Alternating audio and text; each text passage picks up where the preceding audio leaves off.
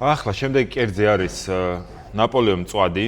აქ არის რამოდენიმე შრე, საკმაოდ ლამაზად და კარგად გამოიყურება ესეც. ესე იგი, ბატკანი არის, ხვრის დუმა არის და კიდევ ფარში არის ხორცის და მოდით აბა გავსინჯოთ, ნახოთ როგორია.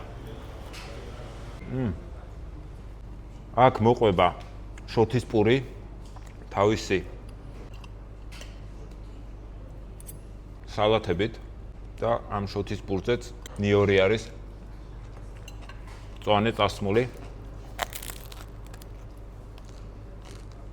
ნიორის ჭამა აუცილებელია, რადგან მოდის ზამთარი და იმუნიტეტს იცავს ნიორი. ამიტომაც ნაპოლეონს გირჩევთ ნივრით. და მწვადთან ერთად როგორ არ უნდა დავლიოთ ჭაჭაც. აბა გაგვიმარჯოს. ჭაჭაც მნიშვნელოვანია და აუცილებელია.